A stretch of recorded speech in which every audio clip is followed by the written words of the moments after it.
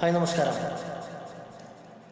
ഇന്ന് നാം വായിച്ചൊരു പത്രവാർത്തയാണ് ആസ്ട്രേലിയക്കെതിരെ ഇന്ത്യ പെർത്തിൽ വിജയിച്ചിരിക്കുന്നു ടെസ്റ്റ് ക്രിക്കറ്റിൽ.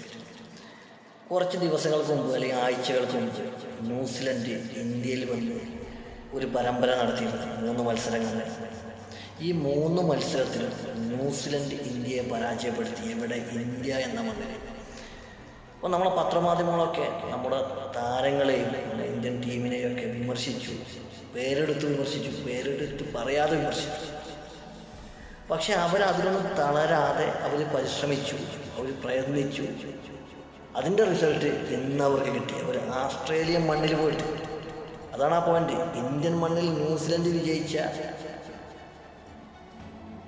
ഇന്ത്യയെ തോൽപ്പിച്ച ഇന്ത്യൻ മണ്ണ്, നമ്മൾ വിദേശ മണ്ണിൽ പോയിട്ട് അവരെ തോൽപ്പിച്ചു, അതും ഓസ്ട്രേലിയയെ. നമുക്കറിയാം, ഓസ്ട്രേലിയ ചെറിയ ടീമല്ല. ആ ടീമിനെ തോൽപ്പിച്ച് ഇന്ത്യ വിജയക്കൊടി പറിച്ചു. അപ്പോൾ ഇന്ന് ആ വാർത്ത നമ്മളൊക്കെ വായിക്കാനുള്ള കാരണം എന്താ?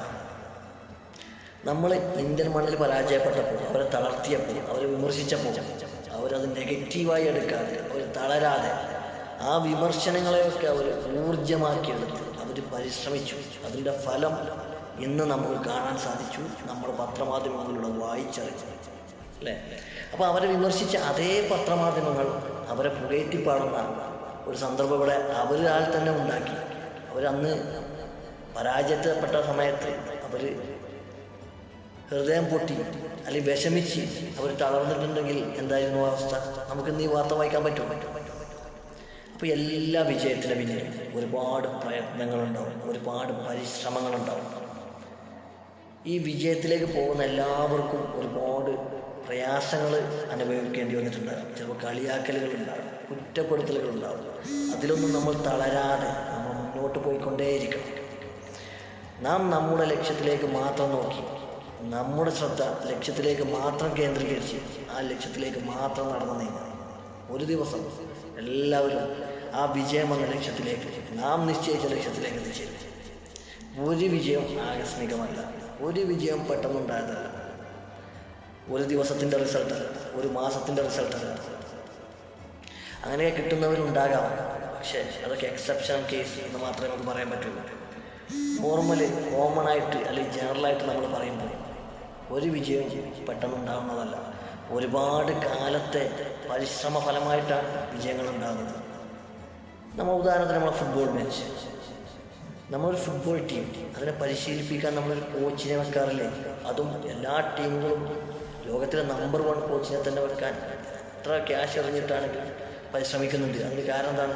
നല്ല പരിശീലനം, കാലങ്ങളായിട്ടുള്ള നല്ല പരിശീലനമാരെ വിജയത്തിലേക്ക് എത്തിക്കുന്നുള്ള തത്വം നാം മനസ്സിലാക്കിയതുകൊണ്ടാണ്. മാത്രമല്ല, നമുക്കറിയാം ഫുട്ബോളിന് 2 ടീമുകളുണ്ടാവും. ഈ 2 ടീമും കളിക്കുന്നത് ഒരൊറ്റ പന്ത് ഉപയോഗിച്ചിട്ടാണ്. അതിൻ്റെ റിസൾട്ട് നിർണ്ണയിക്കുന്നതോ അതിൻ്റെ ഫലം നിർണ്ണയിക്കുന്നതോ ഏറ്റവും കൂടുതൽ തവണ ലക്ഷ്യം കണ്ട ടീം വിജയിക്കും. അവിടെ ലക്ഷ്യം എന്താണ്? ഗോൾ പോസ്റ്റാണ്. ആ ഗോൾ പോസ്റ്റ് ഏറ്റവും കൂടുതൽ തവണ നിറച്ചവൻ, ലക്ഷ്യം കണ്ടവൻ, അവർ വിജയിക്കും. അപ്പോൾ ഏത് മത്സരവും, അത് ജീവിതമായിക്കോട്ടെ, മത്സരമായിക്കോട്ടെ, എന്തായിക്കോട്ടെ, വിജയിക്കുന്നവൻ ലക്ഷ്യത്തിലേക്ക് എത്തണം, ലക്ഷ്യം കാണണം. ആ ലക്ഷ്യത്തിലേക്കുള്ള പാത സിമ്പിളാവില്ല, വളരെ ദുർഘടം നിറഞ്ഞതായിരിക്കണം, വളരെ ലെങ്തി ആയിരിക്കണം. എങ്കിലും നാം മുന്നോട്ട് നടക്കാൻ ശ്രമിക്കണം. ആ ലക്ഷ്യം എത്തും വരെ നാം പരിശ്രമിക്കണം. ചിലവർക്ക് ലക്ഷ്യം പെട്ടെന്ന് എത്തിപ്പിടിക്കാൻ സാധിച്ചേക്കാം, ചിലർക്ക് സമയം വളരെയധികം എടുത്തേക്കാം. എങ്കിലും, കാരണം അതൊക്കെ സാഹചര്യത്തിനെ അടിസ്ഥാനമാക്കിയിട്ടുള്ളതാണ്, എങ്കിലും നാം മുന്നോട്ട് നീങ്ങിക്കൊണ്ടിരിക്കണം. ഒരു പുഴ ഒഴുകിക്കൊണ്ടേയിരിക്കും, അല്ലേ? റിവേഴ്സിൽ അതിൽ പുഴ ഒഴുകുന്നത് നിങ്ങൾ കണ്ടിട്ടുണ്ടോ? ഒക്കെ മുന്നോട്ടാണ്. അതുപോലെ നാം മുന്നോട്ട് പോയിക്കൊണ്ടേയിരിക്കുക. നമ്മൾ പിറകോട്ട് വലിക്കരുത്, പിറകോട്ട് വലിയരുത്. സത്യത്തിൽ നമ്മളൊക്കെ പിറകോട്ട് വലിക്കുന്ന ഘടകം എന്താണെന്ന് ചിന്തിച്ചിട്ടുണ്ടോ? വേറെ ആരും വലിക്കൂല, നാട്ടുകാർ വന്ന് വലിക്കൂല, ആരും വലിക്കൂല. അവർ വലിക്കാൻ വേണ്ടി ശ്രമിക്കും, നമ്മൾ നിന്നോടുത്തിട്ടല്ലേ വലിയുന്നത്. നമ്മുടെ മനസ്സാണ്. മനസ്സിനെ കടിഞ്ഞാണിടുക, നമ്മൾ മുന്നോട്ട് ഗമിച്ചു കൊണ്ടിരിക്കുക. ലക്ഷ്യം ഒരു ദിവസം നാം കണ്ടെത്തും. ഉദാഹരണത്തിന്, പഠിക്കുന്നൊരു വിദ്യാർത്ഥി, ആ വിദ്യാർത്ഥി പരീക്ഷ എഴുതി വിജയിക്കുമ്പോൾ ആ പരീക്ഷ എഴുതുന്ന ദിവസത്തെ പഠനം കൊണ്ടല്ല ആ കുട്ടിക്ക് റാങ്ക് കരസ്ഥമാക്കാൻ സാധിക്കുന്നത്. ആ കുട്ടി ആ അധ്യയന വർഷക്കാലം മൊത്തം ചെലവഴിച്ച സമയത്തും അതിൻ്റെ പ്രയത്നവും അതിനടിസ്ഥാനമാക്കിയിട്ടാണ് ആ കുട്ടിയുടെ പരീക്ഷയിൽ റാങ്കുകൾ കിട്ടുന്നത്, അല്ലേ? അപ്പോൾ ഒരു റിസൾട്ടും അല്ലെങ്കിൽ ഒരു വിജയവും ആകസ്മികമല്ല, പെട്ടെന്നുണ്ടായതല്ല, നിരന്തര പരിശ്രമ ഫലമായിട്ടുള്ളതാണ്.